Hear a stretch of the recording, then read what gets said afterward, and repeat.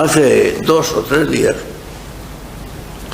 leía yo unas declaraciones del cardenal Ratzinger, el que fue Papa Benedicto XVI, que todo el mundo conoce y que tanta gente venera. Bueno, con razón, es digno de todo respeto y de toda veneración. Fue Papa de la Iglesia Católica durante bastantes años. Estas declaraciones del cardenal Ratzinger las leí yo hace 2 o 3 días, no más. Están contenidas en un libro de un jesuita llamado Daniel Livanori. Este libro se contiene una entrevista que un tal Jacques Servet le hizo al cardenal Ratzinger, el que fue Papa Benedicto XVI, en octubre pasado. Jacques Servet fue un discípulo del famosísimo teólogo von Balthasar, Hans Urs von Balthasar. Y digo esto porque mucha gente opina de cosas que desconocen y opinan sin fundamentos, sin conocer. Yo he estudiado a fondo el pensamiento del cardenal Ratzinger. Siento mucho respeto por el cardenal Ratzinger, Papa Benedicto XVI, que fue en su tiempo. Dejó de serlo cuando renunció. Siento mucho respeto por Benedicto XVI cuando, mediante su motu propio, liberó la Santa Misa de la prohibición, de la falsa prohibición a que estaba sometida. Y dio la libertad y licitud para que todos los sacerdotes de la Iglesia Católica, sin necesidad de permiso alguno de su obispo, pudieran celebrar la misa tradicional, la misa de que siempre la Iglesia celebró, que es la verdadera misa. Mucho respeto, pero conozco íntimamente su pensamiento porque lo he estudiado a fondo. Y el pensamiento del cardenal Ratzinger es un pensamiento inmanentista y modernista. Y así yo que esto producirá escándalo a mucha gente. Pero a mí me asombra y me extraña muchísimo la actitud de mucha gente de buena voluntad, que opinan de personajes, de escritores o miembros de la Iglesia o teólogos, y opinan de ellos sin conocimiento alguno. Para opinar de un hombre hay que conocerlo. Y hay que conocerlo de verdad. Hay que conocer lo que piensa, lo que hace y lo que dice. Decía nuestro Señor, sobre todo lo que hace. Conocer, por ejemplo, lo que hace, conocer su pensamiento, conocer sus escritos, conocer qué efecto producen sus escritos, cuál es su ideología. Nuestro Señor Jesucristo decía que a los hombres se les conoce como a los árboles, por sus frutos. No se puede conocer a un hombre meramente por su buena fama o su mala fama, o simplemente por lo que dice o deja de decir. Hay que conocerlo profundamente. Vamos a ver, ¿qué dice este hombre? ¿Y esto que dice o esto que escribe se ajusta a su vida? ¿O esto que dice y esto que escribe, si es teólogo, si es profeta, si es miembro de la jerarquía de la Iglesia, esto que dice o esto que escribe, se ajusta a la fe de la Iglesia o no se ajusta a la fe de la Iglesia?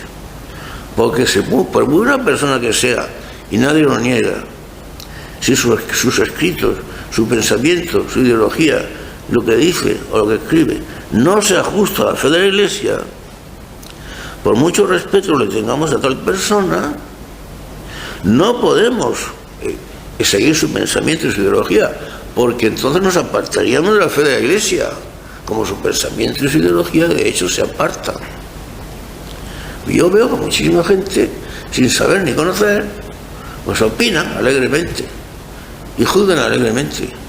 Y cuando uno que ha estudiado a fondo y conoce a fondo se atreve delicadamente, respetuosamente a opinar, simplemente para orientar, aunque tal orientación a uno personalmente resulte desagradable y difícil y dura, pues nos hacen la contra. Pues bueno, pues hagan la contra, ustedes opinen lo que quieran. Pues yo decía que estuve leyendo las declaraciones que le hizo el cardenal Ratzinger, que fue Papa Benedicto XVI, a este señor Jacques Servet, que fue discípulo del gran teólogo von Balthasar. He de advertir, como conocimiento de causa, que yo poseo todas las obras de von Balthasar en mi biblioteca, todas, y prácticamente me he leído todas, y son un montón de gruesos volúmenes. Me he leído las obras de von Balthasar prácticamente todas. Conozco a fondo el pensamiento de von Balthasar, gran modernista, uno de los grandes autores del Concilio Vaticano II, con Rahner, con Delibat, con Congar, etcétera, con Schillebeck, los grandes autores del Concilio Vaticano II. El mismo cardenal Ratzinger, Papa Benedicto XVI, fue discípulo de Rahner y participa de estas teorías. El entrevistador, Jacques Servet, pues yo no lo conozco, pero al ser discípulo de von Balthasar, al cual sí conozco, me da la impresión de que participan de la misma ideología. Y yo en la entrevista veo al entrevistador Jacques Servet y al cardenal Ratzinger los veo muy identificados. Pues en esa entrevista, que yo he leído 3 veces, me he leído 3 veces detenidamente las declaraciones del cardenal Ratzinger, que fue Papa Benedicto XVI, con su lenguaje docto.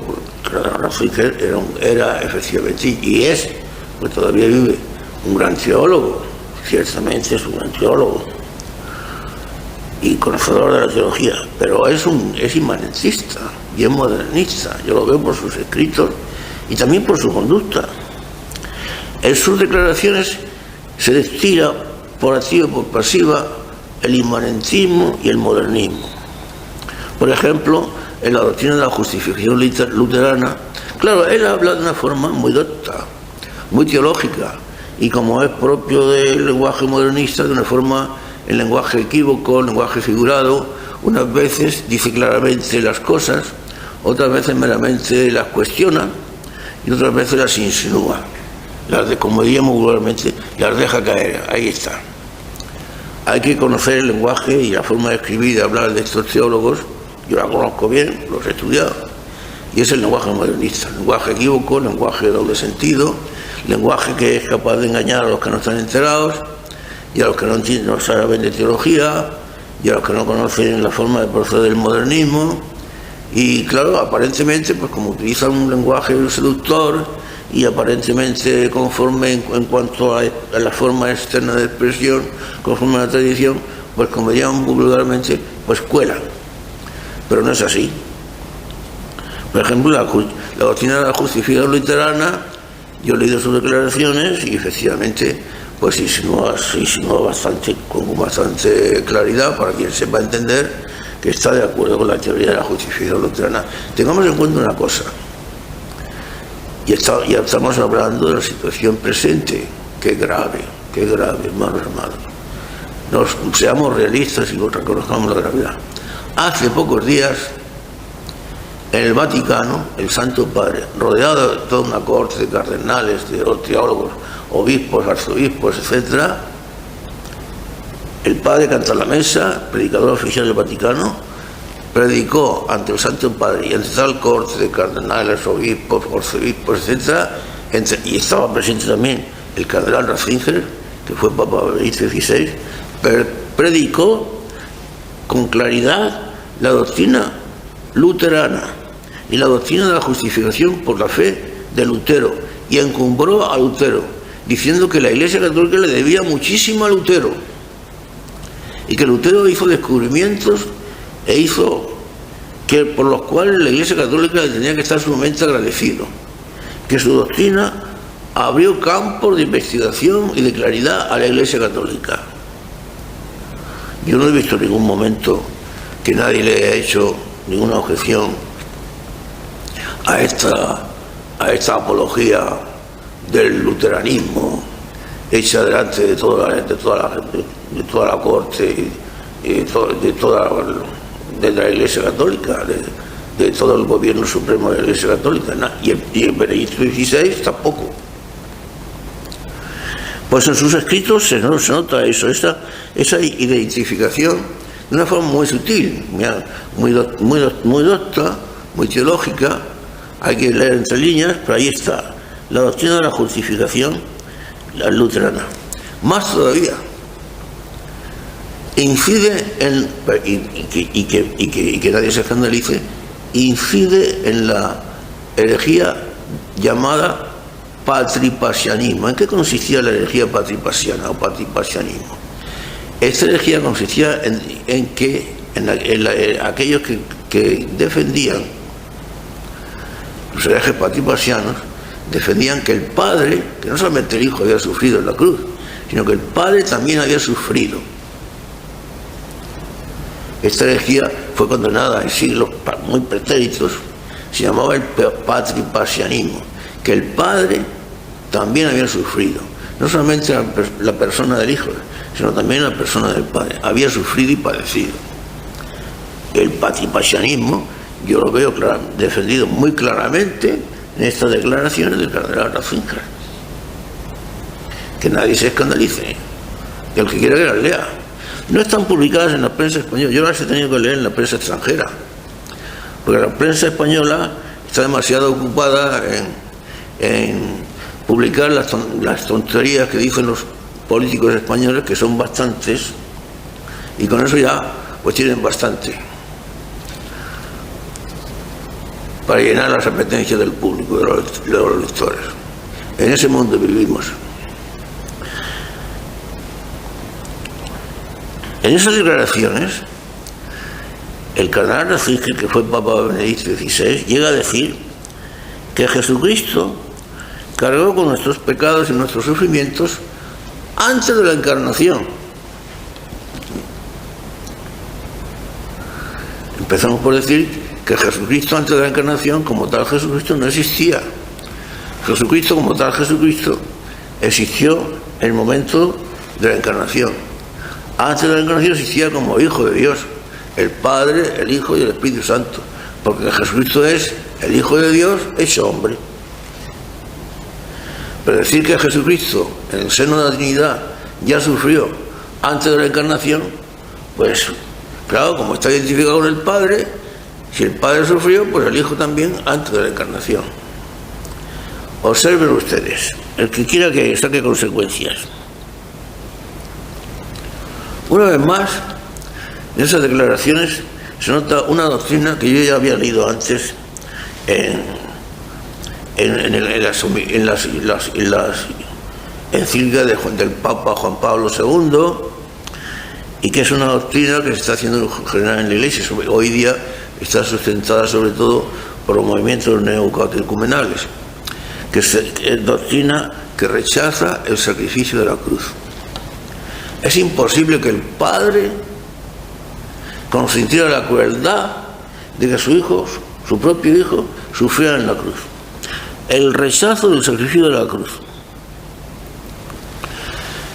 se nota claramente en estas declaraciones del cardenal Ratzinger, que fue Papa Benedicto XVI. Este rechazo del sacrificio de la cruz como tal sacrificio, pues hoy día se ha hecho general en la Iglesia, como acabo de decir, y está totalmente en contra de toda la doctrina formulada tanto en la revelación como transmitida por la tradición a través de los siglos.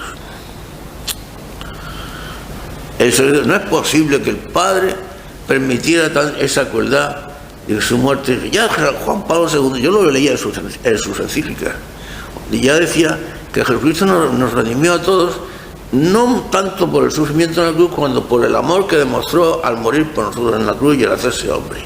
Fue el amor, que es lo mismo que dice Ratzinger.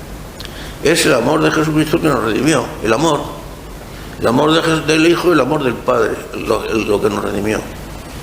Pero más todavía, esta negación del sacrificio de la cruz y esta negación de la realidad de la redención de Jesucristo por parte de esta doctrina modernista y concretamente por parte de Ratzinger, está en contra, como digo, de toda revelación. Citemos solamente dos textos. Uno de la boca del mismo Jesucristo. De tal manera, decía Jesucristo, de tal manera amó el Dios al mundo que le entregó a su Hijo unigénito para que muriera por nosotros y nos salvara. De tanto amó Dios al mundo que le entregó a su Hijo unigénito por nosotros, para nosotros. De manera que lo entregó. Y en la carta a los Filipenses, San Pablo decía que Cristo se anonadó a sí mismo y por amor y tomó la forma de hombre, siendo Dios, tomó la forma de hombre, se hizo hombre por nosotros y hombre por nosotros y obediente a su Padre hasta la muerte y además muerte de cruz. Y además de eso está la tradición. No olvidemos, hermanos míos muy amados, no olvidemos que las fuentes de la revelación, según ha predicado siempre la Iglesia Católica, de siempre y por siempre, las fuentes de la revelación son dos: la Sagrada Escritura y la tradición. La Sagrada Escritura y la tradición. Y además de la Sagrada Escritura, y he citado solamente dos textos, voy a citar muchos más, pues está la tradición. Pero más todavía, también habla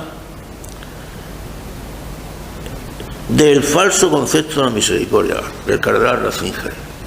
Este falso concepto de la misericordia, que tanto mal está haciendo en el pueblo cristiano, en el pueblo católico, que tanto se ha difundido y se difunde, pues también lo defiende el cardenal Ratzinger.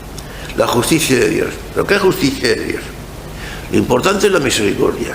Ahora bien, yo lo he dicho claramente en otras homilías, hermanos míos.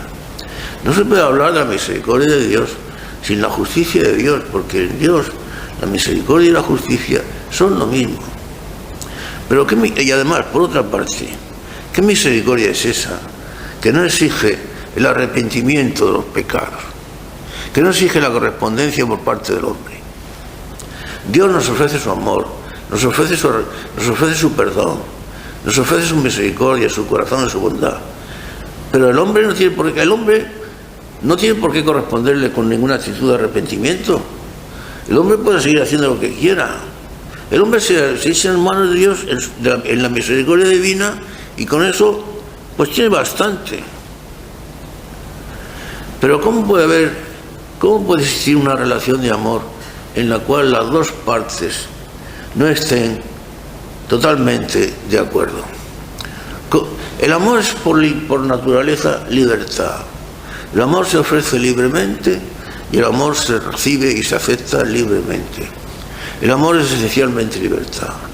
Donde está el Espíritu del Señor, allí está la libertad, decía el amor. ¿Cómo puede haber un amor coaccionado?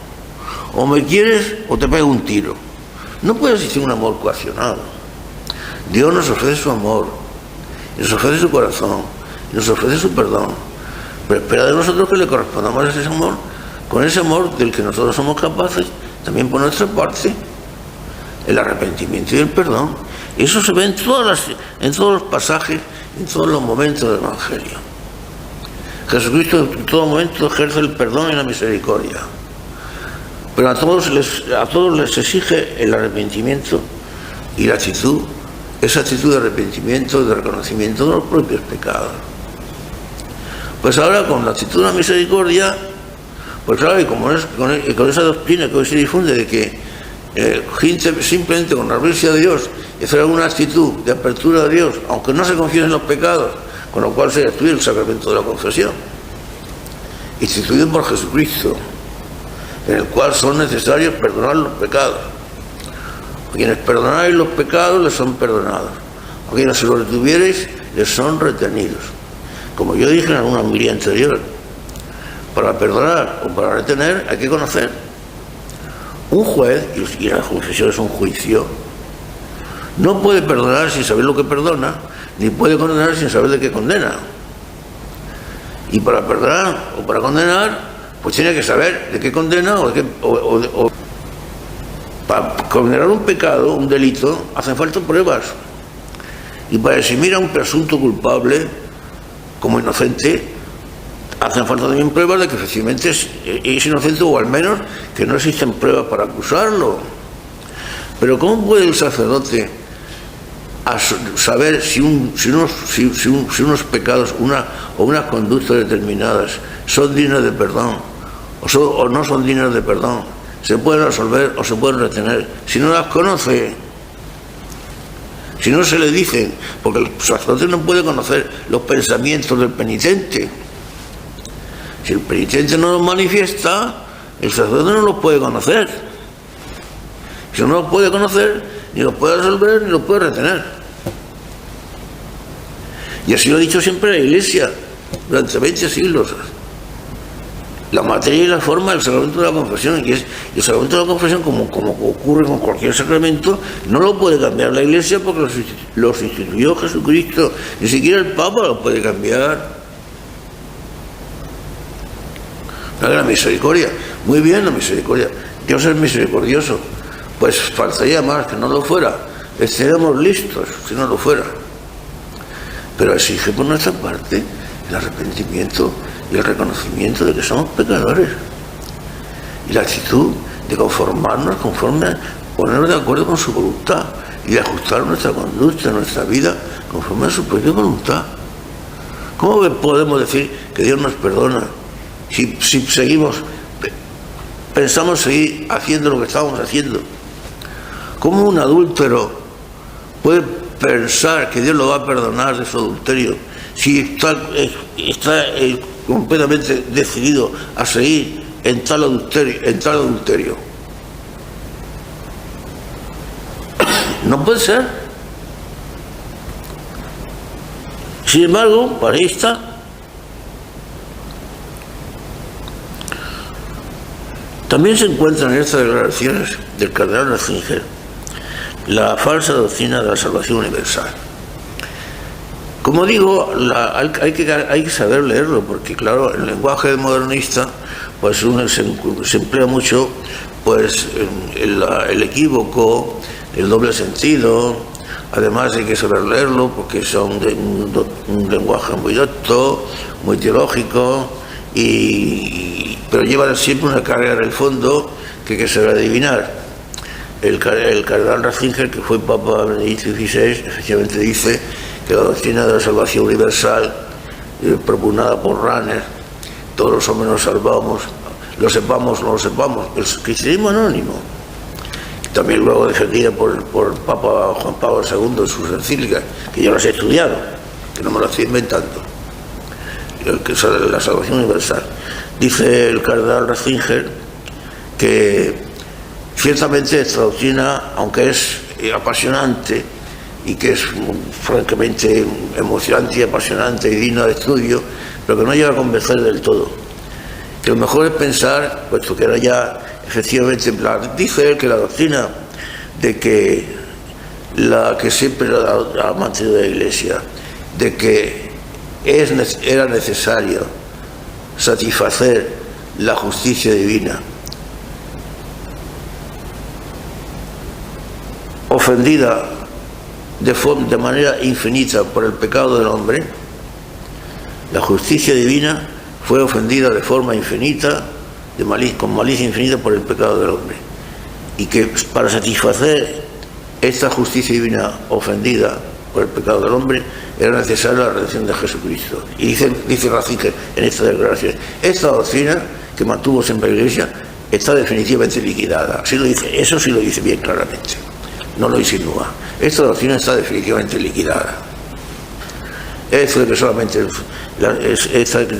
es necesaria la justificación, que satisfacer a la justicia divina por medio de la redención de Jesucristo, porque era Dios, la ofensa que Dios había infligido al hombre era una ofensa infinita.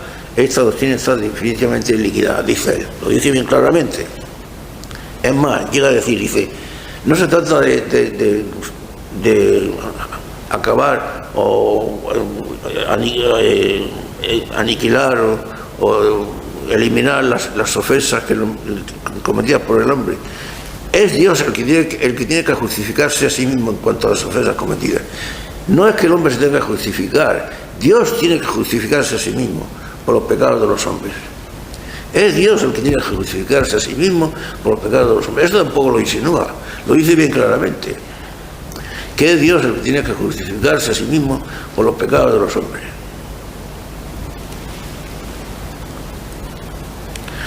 De manera que la redención universal liquidada. Dios debe justificarse a sí mismo. Y en general, ¿para qué vamos a seguir? Lo que se desprende de todas sus declaraciones es como lo que se desprende siempre de todos sus escritos, o como lo que se desprende, por ejemplo, de sus obras, sobre todo sus escritos sobre Jesús de Nazaret, sus 2 volúmenes de Jesús de Nazaret. La figura de Jesucristo queda pues muy difuminada. No es que se niegue la figura de Jesucristo, no en absoluto, pero queda muy difuminada. Dice que la fe, la salvación por la fe, más que la salvación por la fe. Por eso la obra de las misiones, que él justifica la actitud del Papa Francisco con respecto a la obra de las misiones, que niega la obra de las misiones. Que los misioneros del siglo XVI, dice él, pues sí, estaban animados de gran ardor, de gran fe, pero estaban equivocados, dice, estaban equivocados.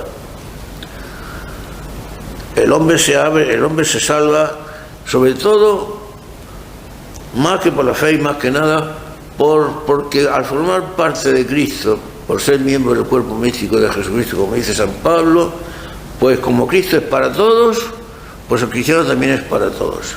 Y al ser para todos, pues forma parte de la comunidad humana. Y al formar parte de la comunidad humana, pues él en su interior, esa apertura que hace a Dios y esa mostración de su apertura a Dios que hace entre los hombres, pues es lo que motiva su salvación. Ok. En definitiva, viene a coincidir con las posturas de Juan Pablo II y de Ranner, de que el hombre se salva por el mero hecho de pertenecer a la naturaleza humana, porque Jesucristo se hizo hombre. Viene a coincidir con lo mismo, aunque él da rodeos y dice que no, pero sí viene a coincidir con lo mismo. Y el hombre se salva simplemente por ser hombre, porque como Jesucristo se hizo hombre, y al hacerse hombre, pues salvó a todos los hombres, se unió con toda la naturaleza humana, etcétera.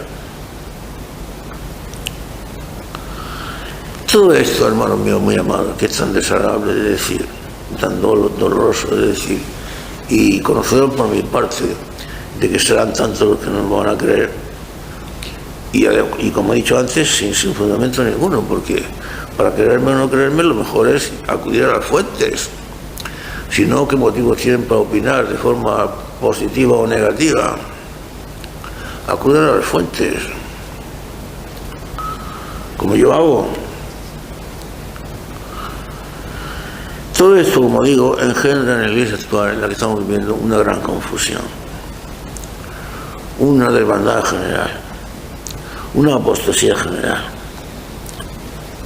En general, nos encontramos en unos momentos en que todos los principios de la fe, los principios fundamentales de la fe, están puestos, como diríamos vulgarmente, patas arriba.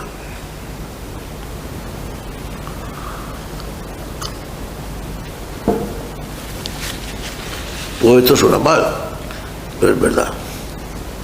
Todos los principios fundamentales de la fe están puestos patas arriba. Todas las religiones son iguales. Esto es una doctrina hoy día establecida. Lo mismo de hablar de Jesucristo que de Mahoma, que de Buda, es igual. Todas las religiones son iguales. El desprecio y el sacrificio de la misa es general. No se cree en el sacrificio redentor, cruento de Jesucristo. ¿Cómo es posible que Dios vaya a tolerar esa crueldad de la muerte de su Hijo? Esto es lo que sostiene el movimiento neocatecumenal, pero en definitiva también lo que sostiene el cardenal Ratzinger. En su declaración de la que estamos hablando lo dice. Es una teoría hoy día generalizada. Por eso la misa se ha convertido pues simplemente en una comida de comunidad, una comida de hermandad. Ya no es el sacrificio de la cruz,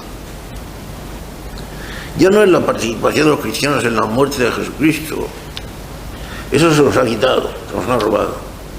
La misa, el esqueleto que ha quedado de la misa, ha quedado reducida a eso, a una comida de hermandad, la que se celebra pues no se sabe lo que se celebra, realmente. Es difícil de explicar.